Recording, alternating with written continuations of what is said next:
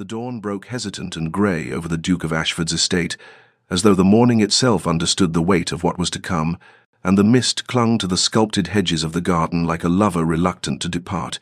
veiling the roses in their pearl-white shroud, while dew trembled upon every leaf and petal, as if the very earth wept in anticipation. Lady Eleanor stood beneath the ancient oak at the garden's heart, her morning dress of pale blue silk darkening at the hem where it brushed the wet grass, and her hands, those delicate hands that had learned over these past months to rest so naturally in the Duke's now twisted together before her, fingers lacing and unlacing in a rhythm that betrayed the turmoil her serene expression sought to conceal. She had risen before the household stirred, compelled by an unease she could not name, drawn to this place where she and the Duke had walked so many evenings during their courtship, where an arrangement brokered between families had transformed, petal by careful petal, into something far more precious and terrifying. Genuine affection, perhaps even love, though she had guarded her heart too carefully to name it so. The wedding was mere days away, the invitations sent, the chapel prepared, her trousseau completed with all the meticulous care befitting a union between two great houses, and yet here she stood alone in the half-light, watching the mist shift and swirl as though it held secrets she ought to divine. The sound of boots upon gravel announced him before she saw him, and when the Duke emerged from the fog, he seemed a figure from legend, tall and grave in his dark coat. His jaw set in that way she had learned meant he wrestled with something difficult, and her heart, that treacherous organ, lurched at the sight of him, even as dread coiled cold in her stomach. "Eleanor," he said, and his voice carried the weight of iron and ash, "I have received word from London." She knew before he spoke further, knew from the military dispatch he clutched in one hand, and the anguish that flickered across his features before discipline mastered it once more, and she felt the ground beneath her shift, as though the earth itself had grown unsteady. War had erupted on the continent, some powder keg of alliances and ancient grievances finally igniting, and his regiment, his duty, called him hence with the inexorable pull of honor and obligation. "I must leave within the hour," he continued, stepping closer,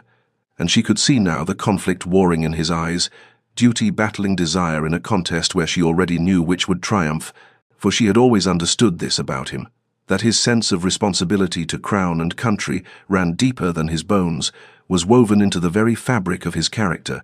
and it was partly why she had allowed herself to care for him at all. They stood facing one another in the garden that had witnessed the gradual unfurling of their connection, and Eleanor found her voice at last, though it emerged smaller than she intended. "And the wedding?" His jaw tightened, a muscle jumping beneath the skin, and he reached for her hands, enfolding them in his own with a gentleness that made her throat constrict. "I cannot say when I shall return," he said, each word seeming to cost him. "The campaign may be swift, or it may drag on for months, and I—"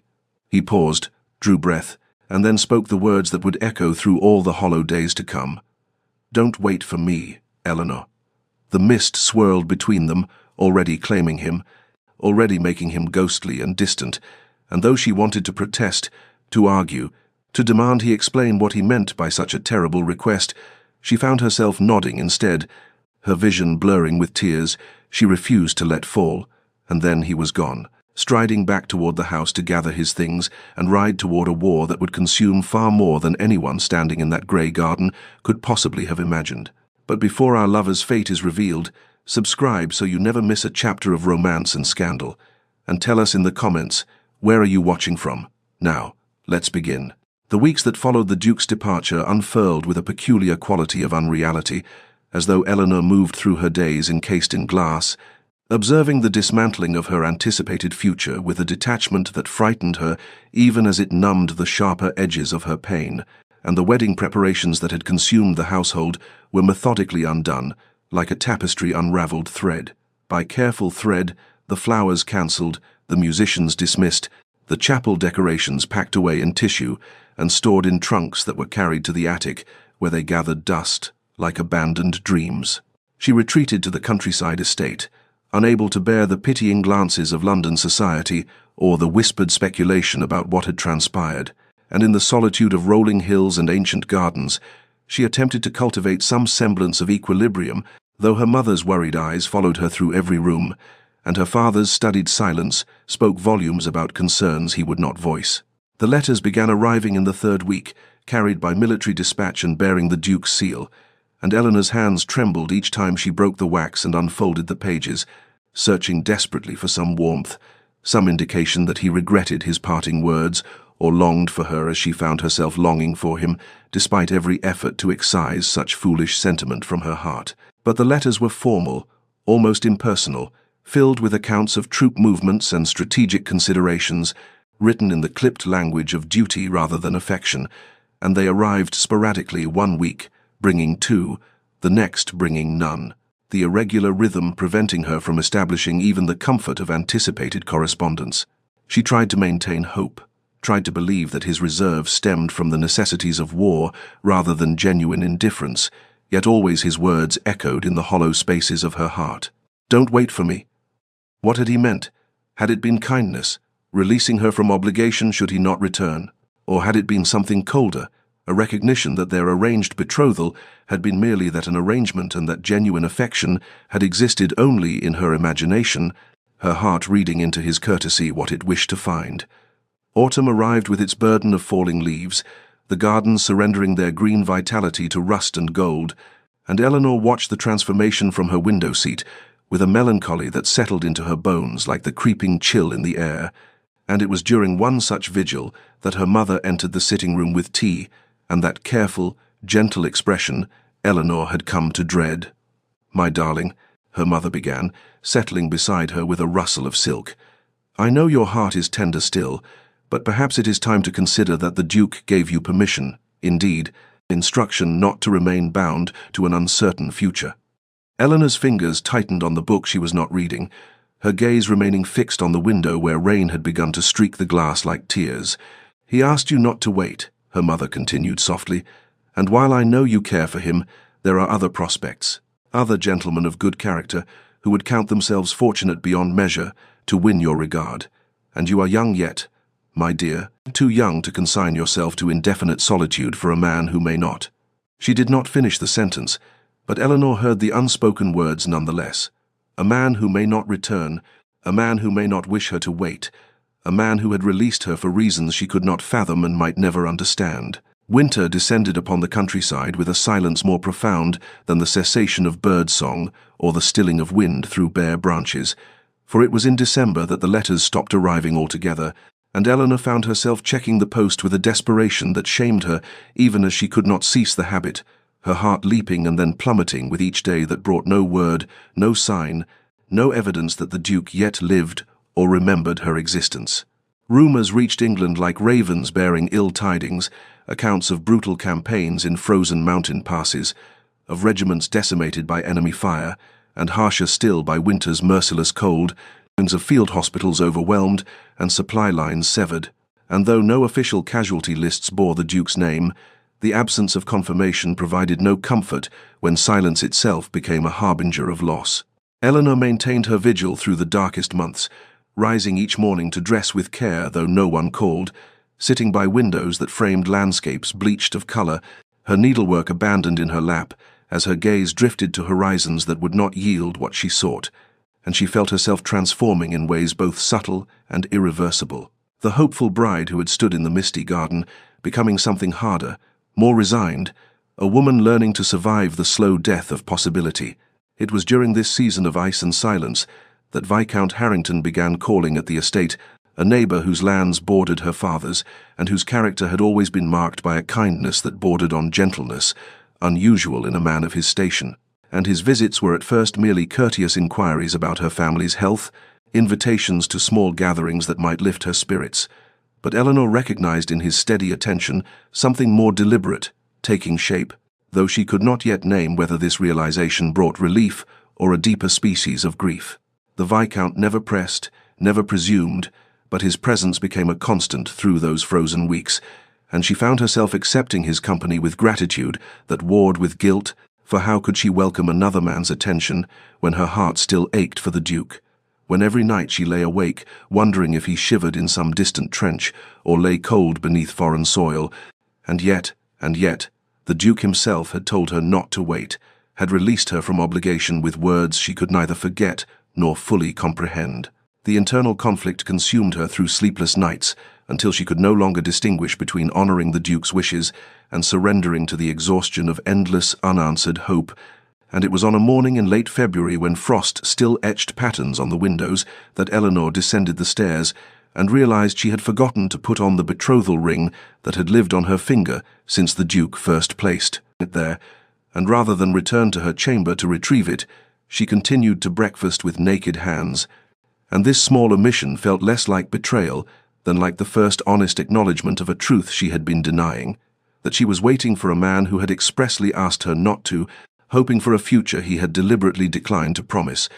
and that perhaps the time had come to accept that some stories ended not with dramatic conclusion, but with gradual, aching fade into silence. Spring arrived with its inevitable renewal, daffodils pushing through earth still cold from winter's grip, and it was on an April morning, when mist hung low over the meadows, that Viscount Harrington requested a private audience with Eleanor in the estate's conservatory,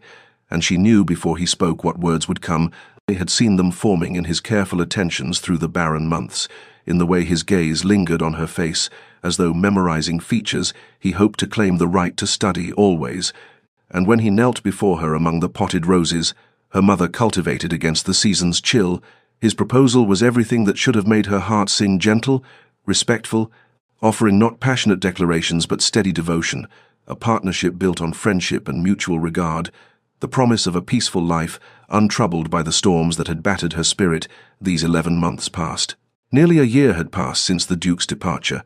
and Eleanor stood at the precipice of decision, feeling as though she observed herself from a great distance, watching a woman who bore her face accept a kind man's hand, while some essential part of her remained frozen in a misty garden at dawn, forever waiting for a man who had explicitly released her from such waiting. And that night she did not sleep, but sat instead by her chamber window, reviewing the architecture of her choice, as one might examine the foundations of a building before committing to construct upon them. The Duke had told her not to wait, had spoken those words with what she had interpreted as finality, as permission, or perhaps even instruction, to forge a future that did not include him, and in the months of silence that followed, she had received no correction to this understanding, no letter pleading for her patience or declaring intentions to return and claim what they had begun to build together. And was it not the height of foolishness to decline a genuine offer of marriage for the ghost of one that had never materialized, to reject present certainty for past possibility, to choose solitude over companionship because her heart had not yet learned to relinquish what her mind knew to be lost? She thought of the Viscount's kindness, his unwavering presence through her darkest season, and she thought of the Duke's absence, his formal letters that had ceased entirely, his parting words that echoed still with their terrible ambiguity. And in the grey hour before dawn, she reached a conclusion that felt less like choice than like surrender to inevitability, reasoning that she was honoring the Duke's wishes rather than betraying them, that he had given her this freedom deliberately, and she dishonored his sacrifice by refusing to exercise it. And when morning came, she descended to breakfast and gave the Viscount her acceptance, and her voice when she spoke was steady, even as her heart fractured along fault lines she had thought already broken beyond further damage. The engagement announcement was prepared with efficient swiftness, her mother's relief palpable as she supervised the wording that would appear in the London papers, and Eleanor moved through the preparations with a composure that felt like armor, protecting others from witnessing the hollowness within. And she thought that she should have been a joyful bride making these arrangements, should have felt anticipation rather than this numb acceptance, but joy seemed a language she had forgotten how to speak, and she told herself that contentment might be enough, that steady regard might sustain where passion had only brought pain. And the announcement was dispatched to the Times and the Morning Post, and she imagined it travelling to London, where perhaps someone might read it and think of a duke who had gone to war, and she wondered if he would see it, if he yet lived to see anything at all, and whether he would feel relief that she had heeded his instruction, or if some part of him might mourn what they had lost to duty and distance, and words spoken in haste that could never be recalled. The Duke of Ashford returned to England on a morning when fog clung to the Thames like spectral shrouds, his arrival unannounced because he had travelled with urgent haste from the continent, leaving behind the regiment he had commanded through 11 months of brutal campaign, and he was changed in ways both visible and invisible, his frame leaner, his face marked by a scar that ran from temple to jaw, his eyes carrying shadows that had not existed when he departed, though these physical alterations were nothing compared to the transformation wrought within, for he had survived hell's own crucible with one singular thought sustaining him through frozen nights and blood-soaked dawns. The memory of Eleanor's face as she had stood in the garden at dawn, the promise of a future that awaited his return, the certainty that she would be there when this nightmare ended, and it was this certainty that propelled him now through London streets, still waking to morning commerce, his travel-stained clothes drawing curious glances as his carriage clattered over cobblestones toward the Mayfair residence he had not seen in nearly a year. His man of business met him at the door with expressions of relief and concern mingled,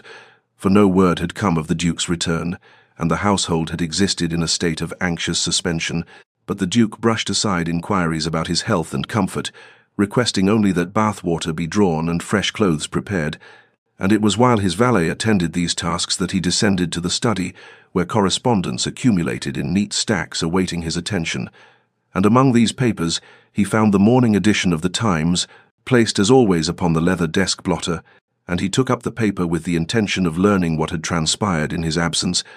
what political shifts and social movements had occupied a world that seemed impossibly distant from the trenches and field hospitals that had consumed his recent existence. The announcement appeared on page 4, nestled between accounts of parliamentary proceedings and advertisements for spring entertainments, and the Duke's eyes fell upon the words with the same incomprehension one might experience when struck by lightning, sudden, complete, devastating beyond immediate understanding, and he read the text once, then again, then a third time as though repetition might alter the meaning. The engagement of Lady Eleanor Ashworth to Viscount Harrington, the wedding planned for June at the family estate, the congratulations extended by families of both parties to this advantageous union. The newspaper fell from his hands, drifting to the carpet with the weightlessness of something insubstantial, though the words it contained possessed terrible gravity,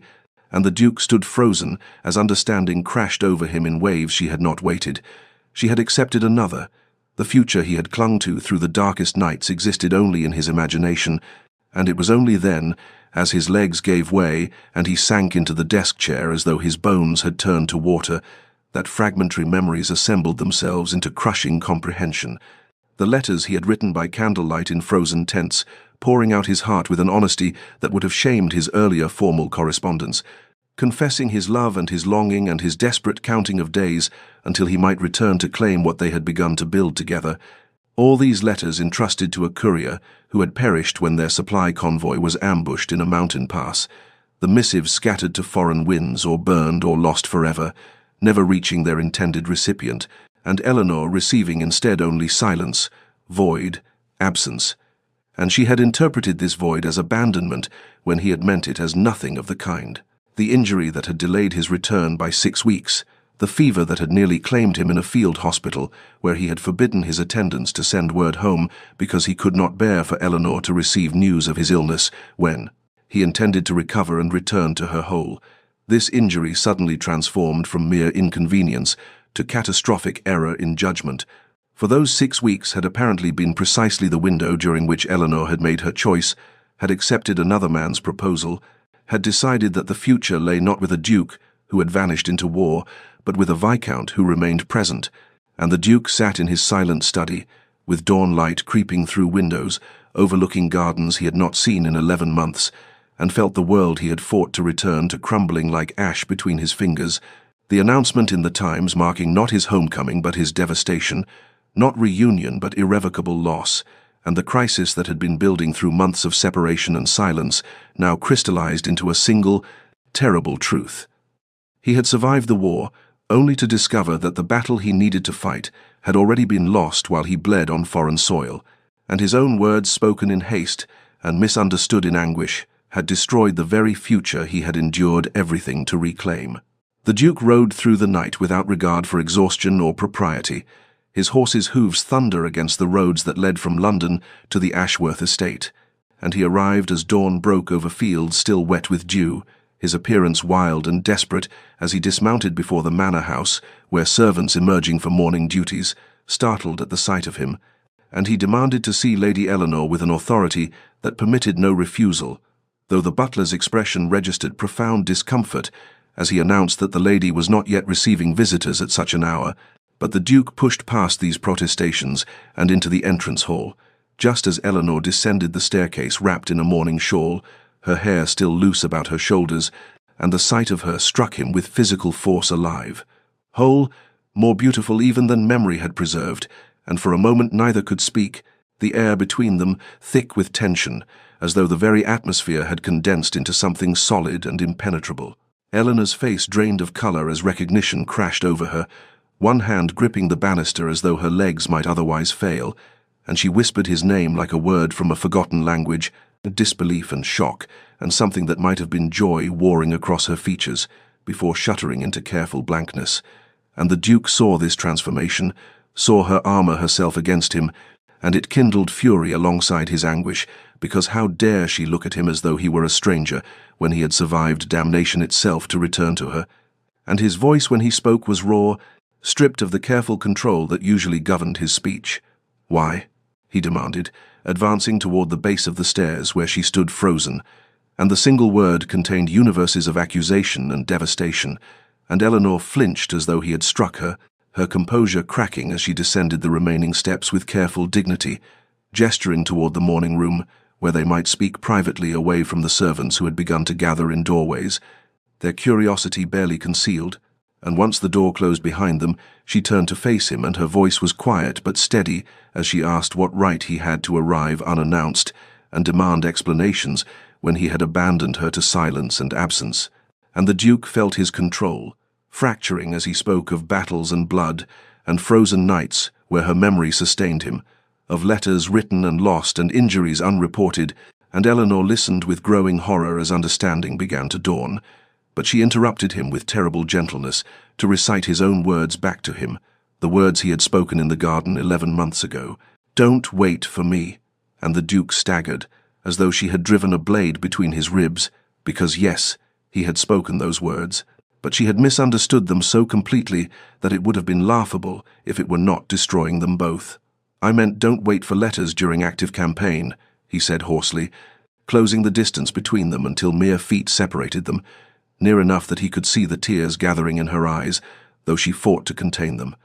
"I meant the military post would be unreliable, that you should not expect regular correspondence, not that you should forget our betrothal, forget what we had begun to build, forget me entirely, and accept another man's proposal." And Eleanor swayed slightly as the full weight of their mutual misunderstanding settled upon her shoulders, her hand rising to her throat as though she could not breathe, and she whispered that his letters had been so formal, so distant, that they had stopped coming altogether, that she had interpreted his silence as confirmation of his words, as permission, or perhaps instruction, to release him from obligations spoken before he understood the reality of war. And the Duke shook his head violently, his voice breaking as he told her of the letters she had never received, the passionate declarations that had burned in foreign fires or scattered across mountain passes, all the words he had written, confessing that she was his reason for surviving, his light in darkness, his future and his hope. And Eleanor's tears spilled over as she realized the tragedy of their separation, how words spoken in haste and misunderstood in anguish had demolished what they had built, how silence had been interpreted as abandonment when it had been nothing but cruel circumstance. And the Duke reached for her hands, and Eleanor let him take them. And for a moment they stood in the morning light with the truth finally laid bare between them, the terrible, beautiful, devastating truth that they had both been faithful in their hearts while believing themselves abandoned, that miscommunication and misfortune had conspired to destroy what neither of them had willingly relinquished, and the realization that settled over them both was this: they had loved each other through the darkness, but understanding had come too late, for Eleanor wore another man's betrothal ring, and honor now demanded what love could not overcome. Eleanor felt the morning room close around her like a vice, as the full weight of impossibility settled upon her shoulders, for standing before her was the man she had never stopped loving despite every effort to excise him from her heart, and he had just revealed that their separation had been built upon tragic misunderstanding rather than intentional abandonment, that he had loved her through every moment of their parting just as she had loved him. But this knowledge, which should have brought joy, instead delivered only fresh anguish because she wore another man's ring upon her finger, had given her word to the Viscount, who had offered kindness when she believed herself abandoned, and honor demanded she keep faith with promises made, even when her heart screamed rebellion against the cruelty of timing and fate. The Duke seemed to read her thoughts in the anguish written across her features, and his voice, when he spoke again, was quieter, steadier, though she could hear how it cost him to maintain composure, and he told her of nights in frozen trenches, when he had closed his eyes and summoned her face to drive back the darkness, of moments in battle when fear threatened to overwhelm, and he had whispered her name like a talisman against death, of the future he had constructed in his imagination during endless hours of marching and waiting and surviving, a future that contained her laughter in corridors of his estate, her presence across breakfast tables, her wisdom in partnership, her love as the foundation upon which he would rebuild himself from the broken thing war had made him, and Eleanor felt tears streaming down her cheeks unchecked as she listened to this confession that mirrored her own secret heart, for she too had clung to memories of him through the hollow months, had tried desperately to transfer her affections to the Viscount, and failed utterly, had accepted his proposal not from love but from resignation, from the belief that the Duke had released her to find happiness elsewhere, and now to discover that neither of them had willingly relinquished what they had begun to build together was a torture more exquisite than clean separation would have been. "I tried to stop loving you," she whispered, the admission torn from depths she had not acknowledged even to herself, and the Duke moved closer until only inches separated them, his hands still holding hers, as though he feared she might vanish if he released her, and his eyes searched her face with desperate intensity as she continued. "I tried every method I knew. I burned your letters. I forbade myself to speak your name. I accepted the Viscount's courtship, hoping that proximity and kindness might kindle what had existed between us. But every attempt only proved how thoroughly you had claimed parts of me I could not reclaim, and I wear his ring now, not from love but from duty, from the promise I made when I believed you had chosen war over what we might have built together." And the Duke's expression transformed from anguish to something fierce and possessive and utterly devastated as he raised one hand to cup her cheek, his thumb brushing away tears that continued to fall, and for a moment they stood suspended in that charged space where past and present collided, where love and honor warred for supremacy, where the tragic absurdity of their situation crystallized into sharp relief. They had both been faithful to love that should never have been tested, but circumstance and miscommunication had placed them on opposite sides of an unbridgeable chasm. For Eleanor's integrity would not permit her to break faith with the Viscount, who had offered marriage in good faith, and the Duke's own code of honor, much as it killed him, demanded he respect her commitment even as it destroyed him, and so they stood in the morning light with truth finally spoken, and love finally confessed, and future finally, irrevocably impossible, bound by the very qualities of character that had drawn them to each other in the first place, and the Duke's voice was barely above a whisper when he said he would not ask her to compromise her honor even for love, that he respected her integrity too deeply to request she become someone other than the woman he had survived hell to return to.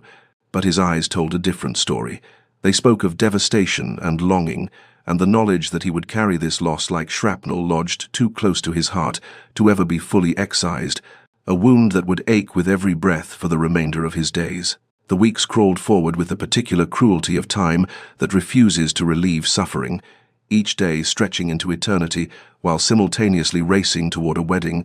Eleanor could not bear to contemplate, and in his London townhouse the Duke of Ashford existed in a state that his valet described with concern to the housekeeper as a living death, for he remained closeted in his study from dawn until the small hours of the morning, declining meals that arrived on trays and were removed untouched, dismissing visitors with curt refusals, and spending his hours staring at documents he did not read, while his mind replayed every moment of that devastating conversation in the morning room, every word Eleanor had spoken, every tear that had traced paths down her cheeks, every testament to love that had survived absence and miscommunication only to be defeated by honor and timing, and he found himself unable to sleep, for when he closed his eyes he saw her face, heard her whispered confession that she had tried to stop loving him and failed, felt again the impossible tension of standing close enough to touch the woman who owned his soul, while knowing she belonged irrevocably to another, and in darker moments, usually arriving near dawn, he contemplated departing England entirely, accepting a diplomatic post in some distant corner of the empire where he might not encounter reminders of what he had lost, though even as he entertained these thoughts, he knew that geography could not erase Eleanor from his heart any more than war and blood and frozen trenches had managed to accomplish that feat, for she was written into his very bones, and so he remained trapped in London, slowly starving himself through grief. While 50 miles distant Eleanor moved through her own days like a woman submerged in deep water, her movements slow and deliberate, her responses to questions delayed, as though sound had to travel great distances to reach her, and she attended fittings for a wedding gown with the same expression she might have worn, attending a funeral, standing motionless as seamstresses pinned white silk around her frame and clucked about how thin she had become,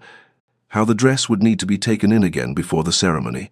And at night, Eleanor lay in her bed and permitted herself the tears she suppressed during daylight hours, weeping into her pillow with her hand pressed against her mouth to muffle the sounds of her breaking. And she grieved not merely for the Duke, but for the version of herself that had existed before understanding the true nature of their separation,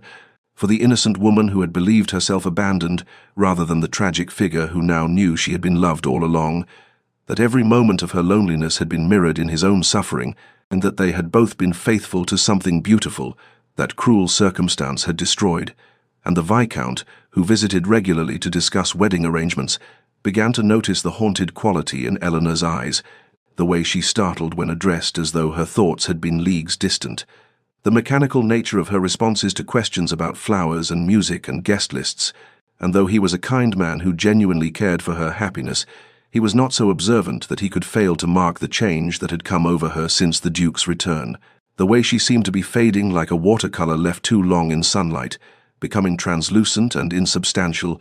and he began to suspect with growing certainty that something had transpired between them that had altered everything, though Eleanor maintained her composure with such rigid determination that he could not bring himself to voice his concerns, and so they continued their strange dance toward a wedding that felt increasingly like a wake, both the Duke and Eleanor trapped in separate cells of their own honor, and their suffering invisible to the world yet absolute in its devastation, and neither could see a path forward that did not require the complete annihilation of everything they valued most.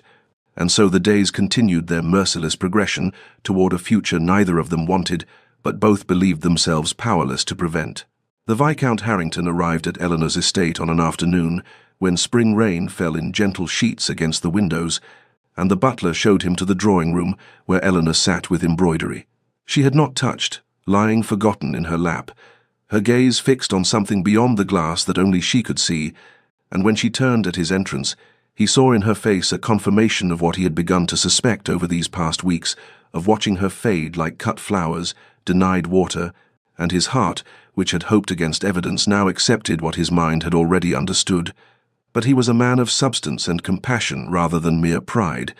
and so he dismissed the servants with a quiet word, and took the seat across from her, and spoke with a gentleness that made Eleanor's eyes fill with tears she fought to contain, for he said simply that he had heard of the Duke of Ashford's return from the continent, that he had observed the change in her since that event, and that he would ask her one question to which he required only an honest answer rather than a polite deflection. And Eleanor's hands trembled in her lap as she nodded her assent, and the Viscount asked with devastating directness whether she loved another man, and in that moment Eleanor discovered she could not lie to someone who had shown her nothing but kindness, even if the truth would wound him, and so she whispered, "Yes," with her voice breaking on that single syllable, and the Viscount sat very still for a long moment, while rain continued its soft percussion against the windows, and when he spoke again, his voice carried quiet heartbreak, but also a dignity that made Eleanor respect him even more deeply than she already had, for he told her that he had suspected as much, that he had hoped time and proximity might change her heart, but had watched her withdraw further with each passing day rather than growing closer, and he said, with profound sadness, but also conviction, that a marriage without love would be cruelty to them both,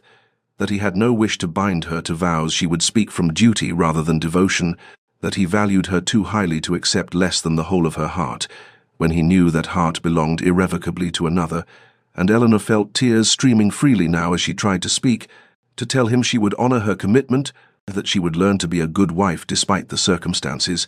but the Viscount raised one hand to stop her words, and said with gentle firmness that he was releasing her from their engagement, that this decision was his to make, and he had made it out of genuine care for her happiness, rather than from any sense of rejection or wounded pride, for he could not in good conscience marry a woman who loved another, even if that woman was willing to sacrifice herself on the altar of honor and duty. And he rose then and crossed to where she sat and took her hand briefly in his, pressing it with warm affection, and told her that he hoped she would find the happiness she deserved with the man who held her heart, that some part of him would always treasure what they might have built together, but that he would rather see her genuinely happy with another than decorously miserable as his wife. And Eleanor could not speak through the tears that came now from gratitude and grief intermingled, for she had not expected such selfless generosity, such sacrifice born from authentic care rather than social obligation, and the Viscount took his leave quietly, pausing only at the door to say that he would make the announcement of their separation and take upon himself whatever social consequences might follow, that he would protect her reputation as much as possible, and then he was gone, leaving Eleanor alone in the drawing-room with rain falling and freedom suddenly restored, and the knowledge that the Viscount had given her what she had thought forever, lost the possibility of choosing love over duty, of following her heart, rather than merely honouring her word. The Viscount Harrington arrived at the Duke of Ashford's London townhouse on the morning following his conversation with Eleanor, and the butler who admitted him noted with concern the drawn quality of his master's face when informed of the visitor. For the two men had never met, despite their connection through the woman both had sought to marry, and when the Viscount was shown into the study, he found the Duke standing by the window, with the rigid posture of a man bracing for another blow, tension radiating from his frame like heat from forged steel, and for a long moment the two men regarded each other across the book-lined room with the wariness of soldiers meeting under uncertain flags, each taking measure of the other, the Duke seeing in his visitor's eyes genuine sorrow rather than the anger he might have expected. The Viscount observing in the Duke's haggard features the evidence of suffering that matched his own, and it was the Viscount who spoke first, his voice quiet but steady, as he said he had come to inform the Duke that the engagement to Lady Eleanor had been dissolved by mutual agreement, though in truth it had been his decision alone, and the Duke went utterly still at these words, his hand gripping the window frame as though it were all that kept him standing. And he asked in a voice rough with disbelief whether Eleanor knew of this visit, whether she had sent the Viscount to convey this news. But the Viscount shook his head and explained that Eleanor knew nothing of his presence here, that he had come of his own volition because there were things that needed to be said between them, and he told the Duke with devastating honesty that he had loved Eleanor as well as he was able, that he had hoped to make her happy, but that he had watched her fade like a candle guttering in its own wax since the Duke's return,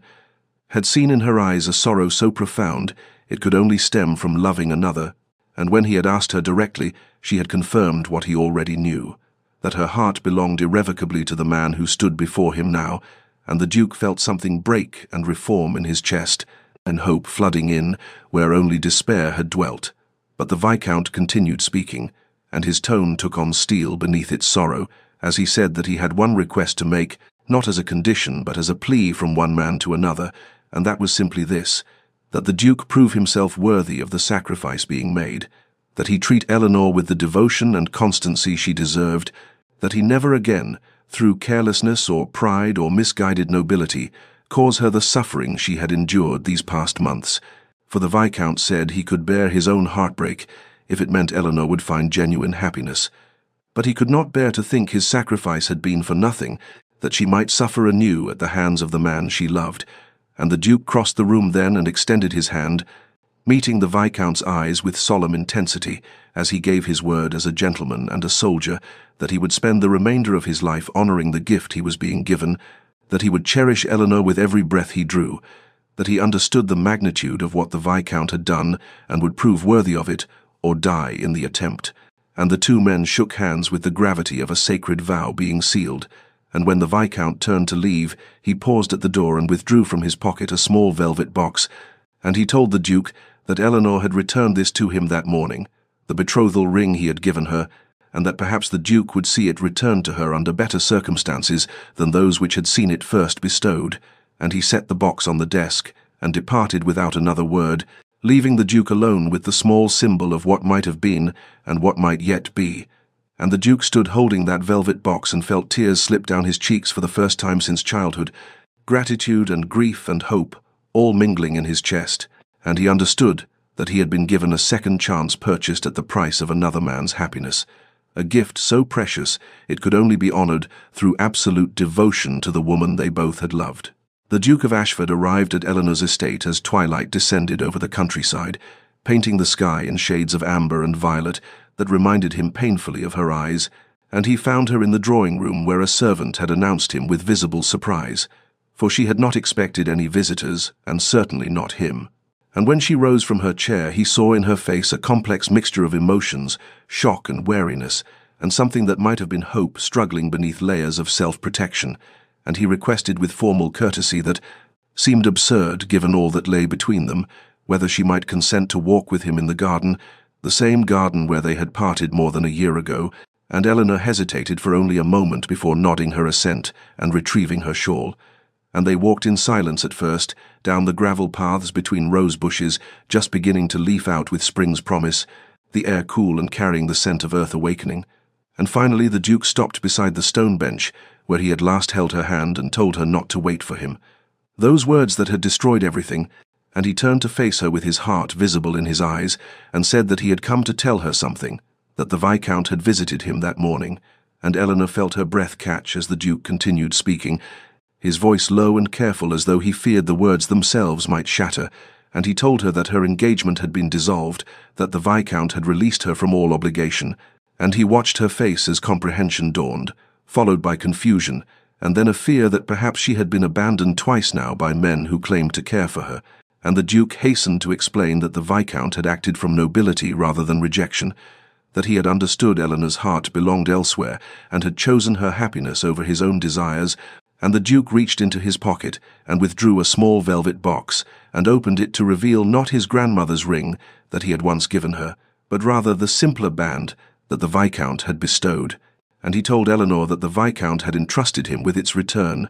had asked him to see it placed in her hands under better circumstances, and Eleanor stared at the ring with tears gathering in her eyes as she understood the magnitude of what had been sacrificed on her behalf, and the Duke said quietly that he had come not to presume anything, not to claim her as though she were property to be transferred from one man to another, but rather to tell her that she was free, that no obligation bound her to anyone, that she could choose her own path forward, whether that path included him or not. And Eleanor looked up from the ring to meet his gaze, and saw in his face the evidence of suffering that matched her own, the shadows beneath his eyes, and the new lines carved by anguish and hope deferred. And she asked in a voice barely above a whisper what he wanted, what he hoped her choice might be, and the Duke told her with devastating honesty that he wanted the chance to begin again, to court her properly this time without the shadow of war or duty or misunderstanding between them, and to prove through patience and devotion that his love was constant, even if his words had once been careless, that he would spend whatever time she granted him, demonstrating that she could trust him with her heart, and Eleanor felt something that had been frozen, solid within her chest, begin to crack and shift, not breaking but rather thawing like ice yielding to spring sun, and she said that she was afraid, that she had built walls to protect herself from further pain, and did not know if she possessed the courage to lower them again, and the Duke nodded with understanding rather than frustration, and told her that he did not ask for her to trust him immediately, only that she allow him the opportunity to earn that trust day by day through constancy and care, and as they stood together in the gathering dusk, with possibility blooming between them fragile and precious as the first flowers after winter, Eleanor felt hope return not as a sudden flood, but as a gentle, persistent spring seeping through stone, and she took the velvet box from his hands and closed her fingers around it and told him yes, she would grant him that chance,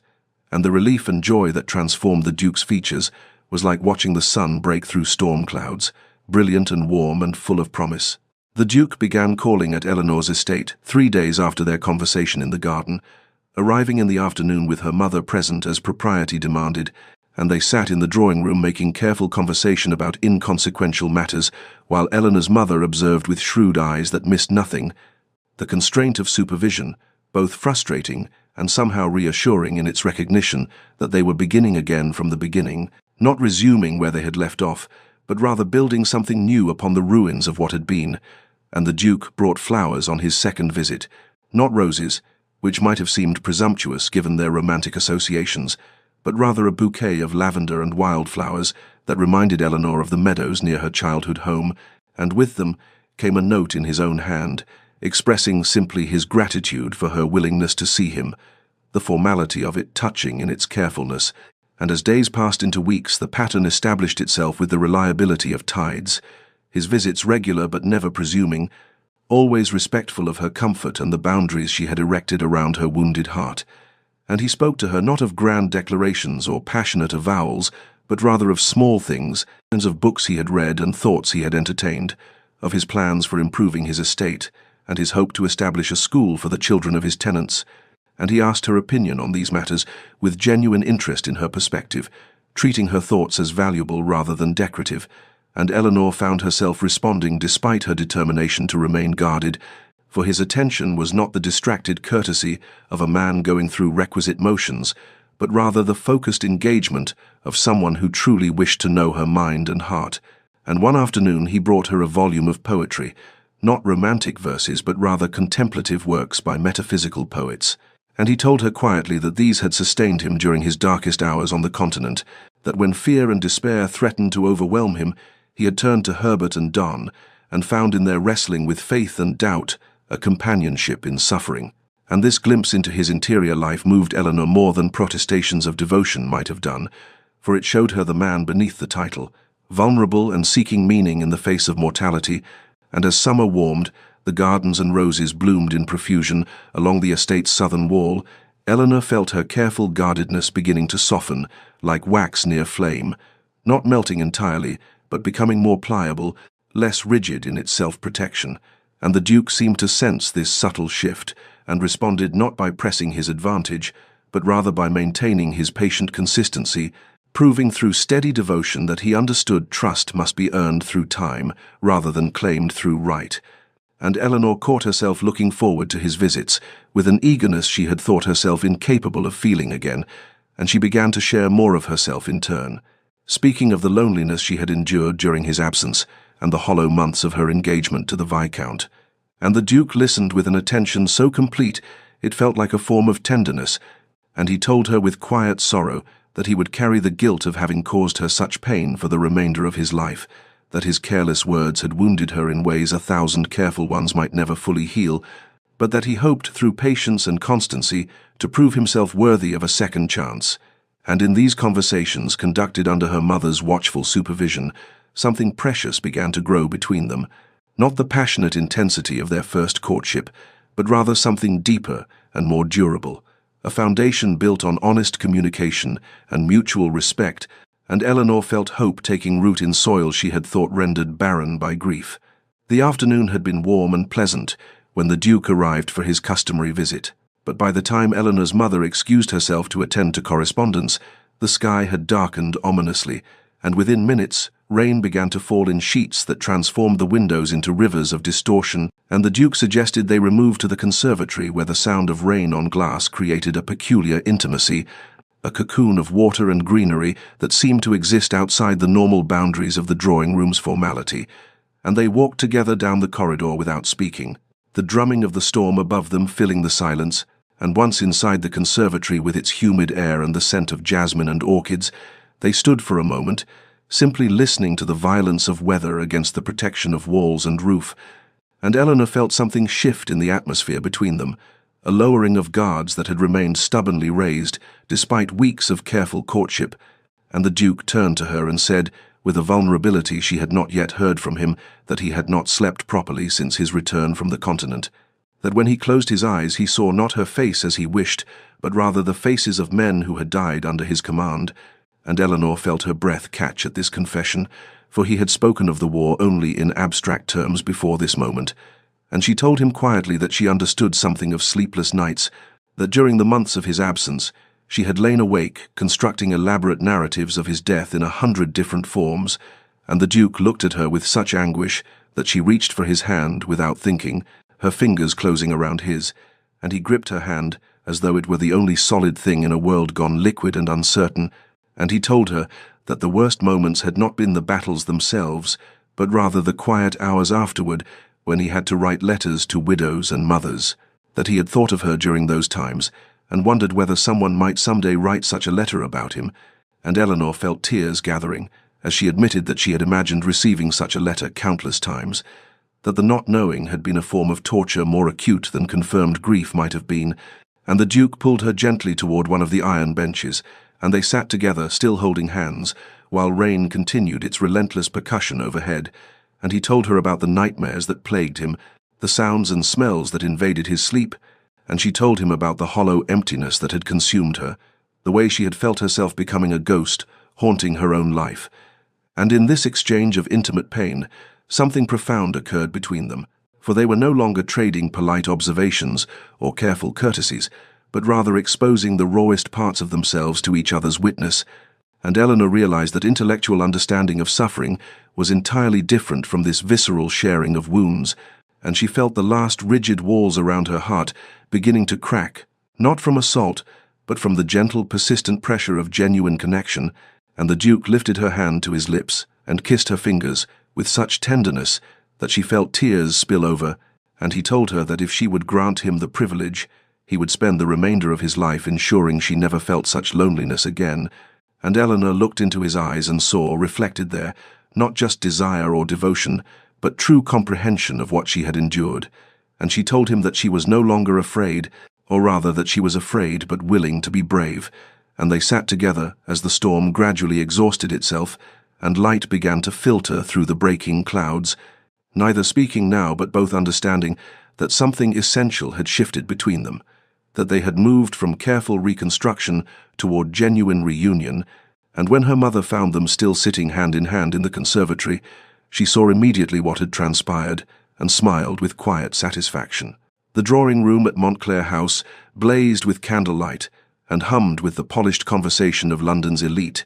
and Eleanor stood at the Duke's side, feeling the weight of 100 speculative gazes upon them, like physical pressure, for this was their first public appearance together, since the scandal of her broken engagement had rippled through society's carefully ordered circles, and she could hear the whispers that followed them like shadows, their phrases catching at the edge of hearing about the Duke's convenient timing and her supposed fickleness, and speculation about what manner of woman would break faith with one honourable man to pursue another, and her mother had counselled her that morning to perhaps delay their public debut until memory of the Viscount's humiliation had faded somewhat,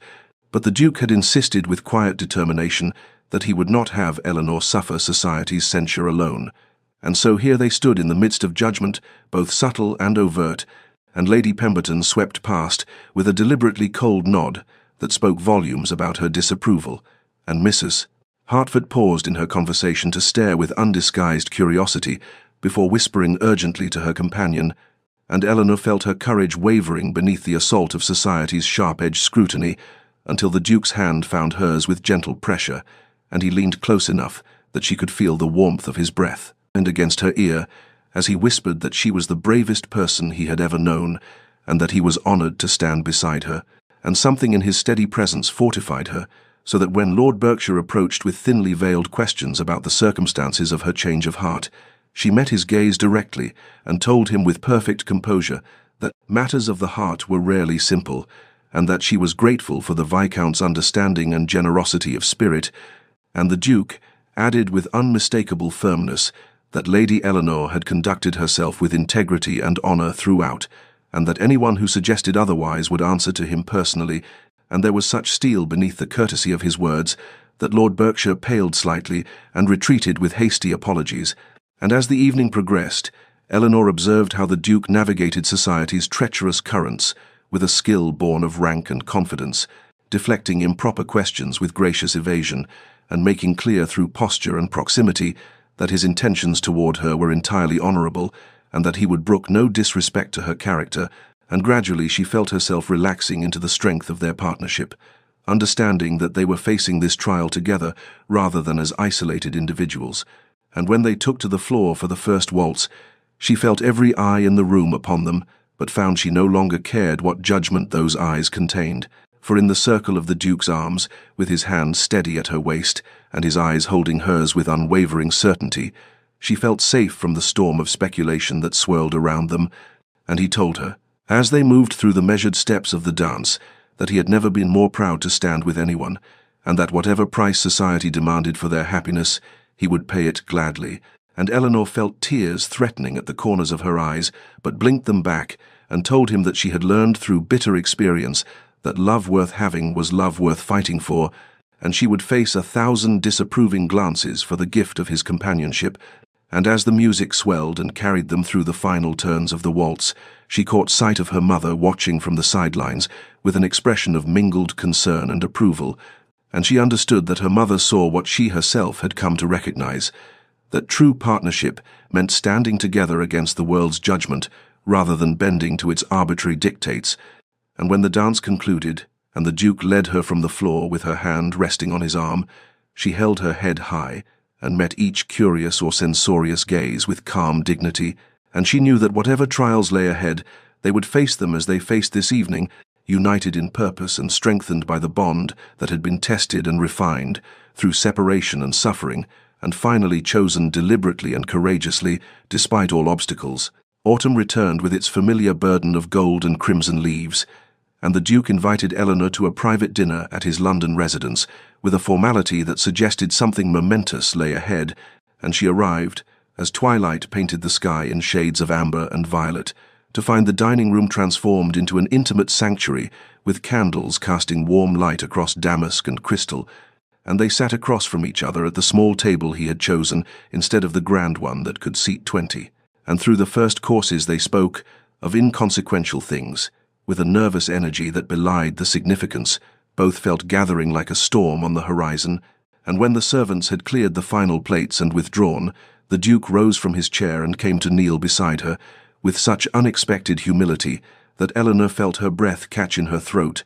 and he took her hand in both of his and looked up at her with eyes that held both hope and fear in equal measure.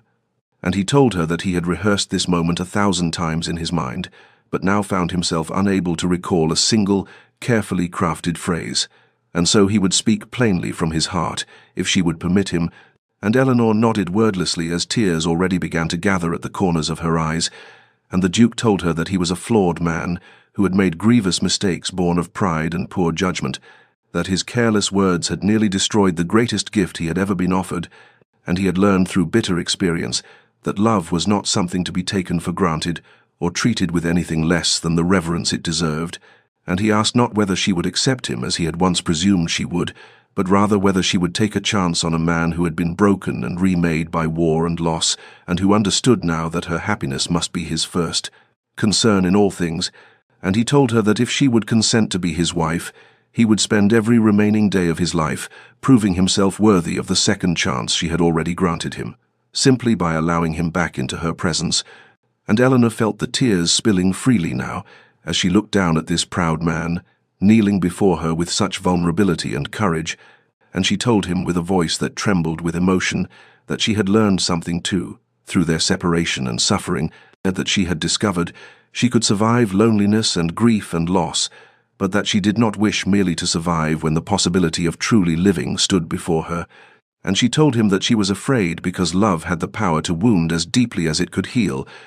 but that she had also learned that a life lived in fear of pain was no life at all, and she would rather risk her heart again with him than guard it safely behind walls that would keep out joy as surely as sorrow. And she said yes, with such certainty that the words seemed to resonate in the candle-lit room, like a bell proclaiming hope's triumph over despair. And the Duke rose and drew her to her feet, and looked at her with such intensity that she felt she might dissolve beneath the heat of his gaze, and he cupped her face in his hands with infinite gentleness and asked if he might kiss her, and she answered by closing the distance between them and pressing her lips to his in a kiss that began tentative and careful, as though they were both afraid of shattering something precious, but which deepened and intensified as all the longing and desire and love that had been denied and deferred through months of careful courtship finally found expression.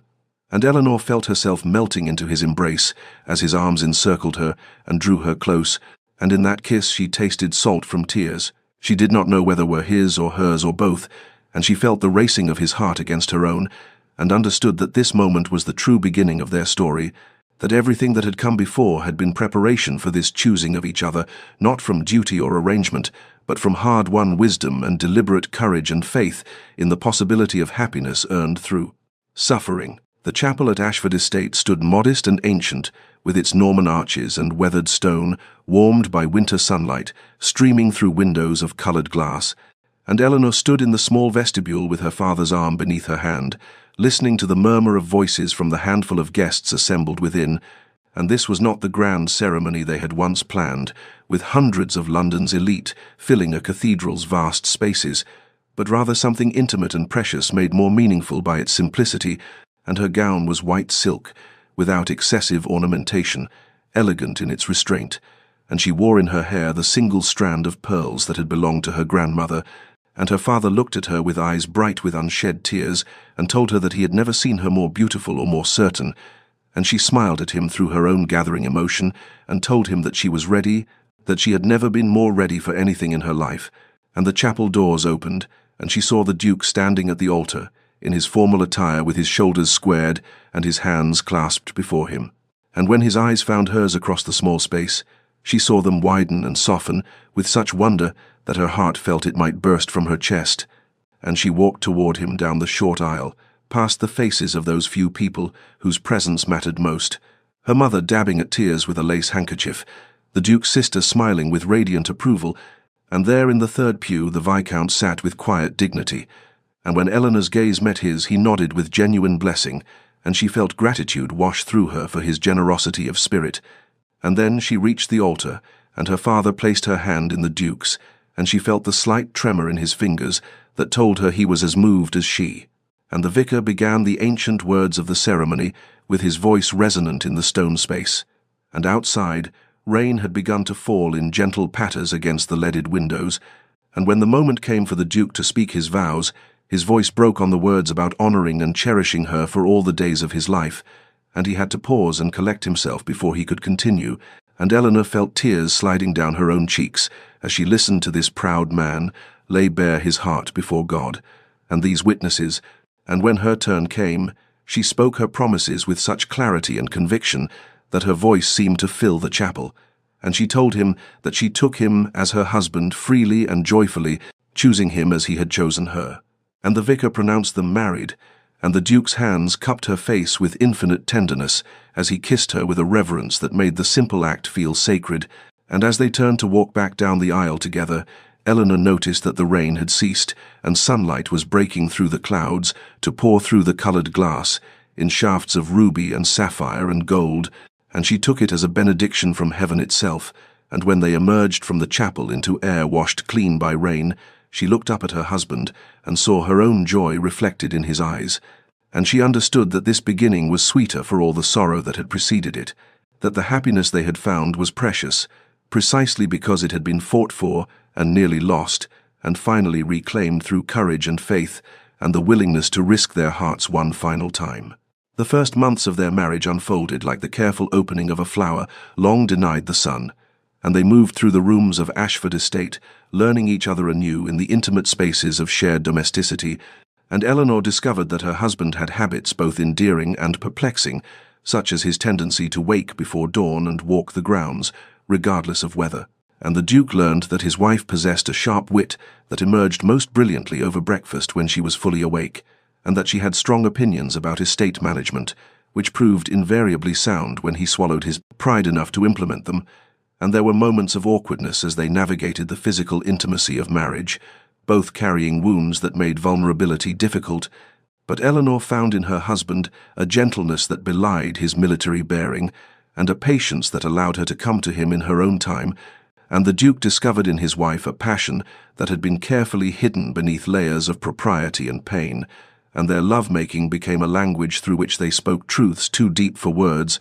and yet it was not all ease and joy, for the Duke's nights were frequently troubled by dreams that sent him bolt upright in their bed, with sweat dampening his skin and terror glazing his eyes, and Eleanor learned to wake with him and hold him until the trembling ceased and reality reasserted itself, and she did not press him to speak of what he had seen in those foreign fields, but simply offered her presence as an anchor to pull him back from whatever dark waters threatened to drown him. And one afternoon, while organizing the library, she discovered a leather-bound journal tucked behind a row of books, and opening it, she found page after page in her husband's distinctive hand, and the dates showed it had been kept during his time at war, and she read with tears streaming down her face as she discovered that nearly every entry mentioned her, some merely a line about how he wondered what she was doing at that moment, others longer passages describing memories of their courtship or imagining the life they would build together when he returned. And there was an entry written the night before a major battle where he had recorded a letter to her in case he did not survive. And the words were so raw with love and regret that Eleanor had to set the journal aside and compose herself before she could continue, and when the Duke found her there with the journal open in her lap, he went pale, thinking she might be angry at this invasion of his private thoughts. But she simply stood and crossed to him, and took his face in her hands, and told him that reading those pages had shown her the constancy of his heart, even when circumstances had conspired to make her doubt it, and she thanked him for carrying her with him through those dark times. And he gathered her into his arms, and confessed that thoughts of her had been what sustained him when all else seemed lost, and they stood together in the library's quiet as afternoon light slanted through the windows. And Eleanor understood that they were building something stronger than the romance of their initial courtship, that this marriage was founded not on the giddy passion of youth, but on the deeper knowing that came from having faced the worst and chosen each other anyway. The summons arrived on a morning in late spring when the gardens were heavy with the scent of roses, and Eleanor had been arranging flowers in the drawing room with hands that had learned to move with contentment rather than merely occupation, and the Duke had taken the letter from his study into the morning room where she sat, and his expression told her that something significant had occurred before he spoke a word, and he explained that the Foreign Office required his presence on the continent for a diplomatic mission related to the ongoing peace negotiations, that his experience and connections from the war made him uniquely suited to facilitate certain delicate discussions,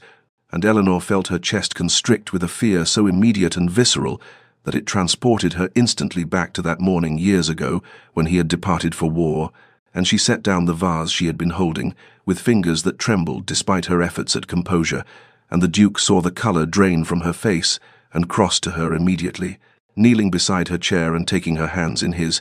and he told her that he understood her fear, that he felt it himself, that the thought of leaving her even briefly caused him physical pain, but then his expression shifted into something she had not anticipated, and he asked her if she would consider accompanying him, and Eleanor looked at him with surprise evident in her widened eyes, and he continued speaking with words that came rapidly as though he had rehearsed this argument, telling her that he had sworn never to leave her behind again, that whatever duties took him from England could and would include her if she were willing, that he would not repeat the mistakes of the past by allowing separation to breed fear and miscommunication, and Eleanor felt something loosen in her chest as she understood what he was offering, and she thought of the young woman she had been, who had waited in gardens and empty halls, who had counted days and passed letters for hidden meanings, who had nearly lost everything because neither of them had possessed the courage to insist on togetherness, and she looked at her husband kneeling before her with hope and determination mingling in his expression, and she realized that this was a test of everything they had learned, that he was asking her to be brave enough to step into his world rather than remaining safely behind in hers, and the old Eleanor might have refused from fear or propriety, might have told him to go while she maintained the home, but she had been forged in fires of loss and reclamation into someone stronger, and she squeezed his hands and told him, yes, that she would go with him, that wherever he went she would follow because their marriage was a partnership, and partnerships required sharing both comfort and challenge, and she saw relief flood his features, followed by something like pride, and he pulled her into his arms and held her with fierce gratitude, and in the weeks that followed they prepared for the journey together, and Eleanor felt trepidation, certainly as she had never travelled beyond England's shores, but she also felt excitement at the prospect of seeing the places he had described in his letters and journals, and when the day came to depart, she stood beside him on the deck of the ship, watching England's white cliffs recede into morning mist, and his arm was around her waist anchoring her as the vessel cut through grey-green waters toward the continent, and she understood that they had transformed their greatest weakness into their greatest strength, that by refusing to be separated, they had proven that the past held no power over their present, and the journey itself became a kind of honeymoon, as they discovered foreign cities together, and she attended diplomatic functions at his side, wearing elegant gowns, and learning to navigate the subtle currents of international politics, and in quiet moments in their lodgings, he would tell her how having her present steadied him in ways he could not fully articulate, and she would respond that being included in this part of his life made her feel truly known and valued. And when the mission concluded successfully and they made their way back to England, she reflected that the test had been passed, not because nothing had gone wrong, but because they had faced uncertainty together rather than apart. 5 years had passed since their wedding day, and the estate had been transformed from a place of quiet melancholy into something vibrant and alive, with the sound of children's laughter echoing through halls that had once known only Eleanor's solitary footsteps. And the Duke and Duchess of Ashford had been blessed with 3 children in rapid succession: 2 daughters with their mother's dark hair and thoughtful eyes, and a son who possessed his father's determined jaw and gentle disposition.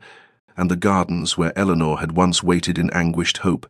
now served as a wonderland for small adventurers who built fairy houses beneath the rose bushes and chased butterflies across the manicured lawns. And the Duke had proven himself as devoted a father as he was a husband, often abandoning his study in the afternoons to join in games of hide-and-seek or to tell elaborate stories that made his children shriek with delighted terror. And Eleanor would watch from the terrace with her hand resting on her heart as she witnessed the man who had survived war's brutality kneeling in the grass to examine a beetle with his youngest daughter. And she had grown into her role as Duchess with a confidence that surprised even herself, managing the estate's affairs with skill and implementing improvements to the tenants' cottages that earned her genuine affection from those who lived on Ashford lands. And the nightmares that had once plagued her husband's sleep had diminished to rare occurrences, and when they did surface, Eleanor still woke with him and held him until peace returned. And on a golden afternoon in late summer, when the estate was preparing for the harvest festival, a carriage arrived, bearing the Viscount Harrington and his wife, a spirited woman with red hair and an infectious laugh, whom he had married 3 years prior. And Eleanor greeted them with genuine warmth, for time had transmuted what might have been awkwardness into authentic friendship. And over tea in the drawing room, while the children played in the next room, under the watchful eye of their nurse, the 4 adults spoke of their lives with the ease of people who had found their proper places. And the Viscount's wife, who knew the history between her husband and the Duchess, showed no jealousy, but rather curiosity about how such a tangled situation had resolved so well for all parties. And Eleanor caught the Viscount's eye across the table and saw in his expression nothing but contentment and the satisfaction of a man who had made a difficult choice and found it had led him to exactly where he needed to be. And later, when the visit concluded and the Duke walked with Eleanor through the gardens as evening descended, they found themselves standing in the very spot where he had told her not to wait for him all those years ago. And she remarked on how strange it was that those words which had caused such anguish had ultimately led them on a path that strengthened rather than weakened what they shared. And he gathered her into his arms and told her that he believed some things needed to be broken before they could be properly mended, that their love had been tested in fires that would have consumed a lesser bond, but had instead forged them into something unbreakable. And Eleanor rested her head against his chest and listened to the steady beat of his heart, and felt such overwhelming gratitude for the journey they had travelled that tears pricked her eyes. And in the distance she could hear their children's voices calling for them, and the Duke smiled and took her hand, and together they walked back toward the house, where light spilled from every window in welcome. The evening had descended with that particular quality of golden light that transforms ordinary landscapes into something transcendent, and the Duke and Eleanor sat together on the stone bench in the garden where so much of their story had unfolded, watching as the sun painted the sky in shades of amber and rose, while their children played their final games before being called inside for supper. And Eleanor leaned against her husband's shoulder with the comfortable intimacy of 2 people who had earned their peace through trial and perseverance. And the Duke remarked that he sometimes still could not believe the fullness of the life they had built together, that there were moments when he woke in the morning and felt overwhelming gratitude for the second chance they had been granted. And Eleanor lifted her head to look at him and told him that she believed the pain they had endured had been necessary for the joy they now possessed, that people who found happiness easily perhaps did not value it as deeply as those who had nearly lost everything before claiming it. And he took her hand and brought it to his lips and said that he would endure it all again if it meant arriving at this moment. And they sat in companionable silence as the sky deepened and the first stars began to emerge. And Eleanor thought of the young woman she had been, who had stood in this very garden, waiting for a man who had told her not to wait, and she marveled at the journey that had brought her from that moment of abandonment to this present fullness. And the Duke seemed to sense the direction of her thoughts, for he said softly, that those 3 words he had spoken in haste and fear had nearly destroyed them both, but had ultimately taught them the most important lesson of their lives. That love required not just feeling but action, not just devotion but communication, not just promises but presence, and Eleanor nodded against his shoulder and felt such contentment that it seemed to radiate from her very bones. Dear listener, consider, if you will, the delicate machinery of human connection and how easily it can be damaged by words spoken without full consideration of their weight, and understand that the Duke and Eleanor's story teaches us that timing is never as fixed as we imagine, and that second chances exist for those brave enough to claim them, despite fear and despite the judgment of others who cannot. Understand what beats within our hearts, and know that communication is the foundation upon which all enduring love must be built for. Without it, we are left to interpret and assume and fill silence with our worst imaginings rather than simple truth, and remember that sometimes the words which wound us most deeply are spoken not from cruelty but from fear, and that grace requires us to look beyond the surface, meaning to the frightened heart beneath. And if you find yourself waiting for someone who has asked you not to wait, then question whether they truly meant dismissal or whether they were simply trying to protect you from their own uncertainty. And if you are the one who speaks words of release when your heart screams the opposite, then find the courage to return and speak your truth before silence becomes an unbridgeable chasm, and understand that love worth having is love worth fighting for, even when society whispers scandal and even when pride suggests retreat. For the Duke and Eleanor found their happiness not through perfect circumstances, but through imperfect people, choosing again and again to be brave enough to try. May you know the peace that comes from honest words spoken in trust. May you find the courage to fight for what your heart knows to be true. May you grant grace to those who stumble in their expression of love. And may you rest tonight, knowing that no mistake is beyond redemption and no separation beyond healing, if both hearts remain willing to reach across the distance. This story comes to you from Love and Loyalty, where tales of the heart remind us that our greatest strength lies not in avoiding pain, but in choosing love, despite it. And if this story touched something within you, then share it with someone who needs to remember that second chances are real, and that patience and faith can transform even the most broken beginnings into beautiful endings.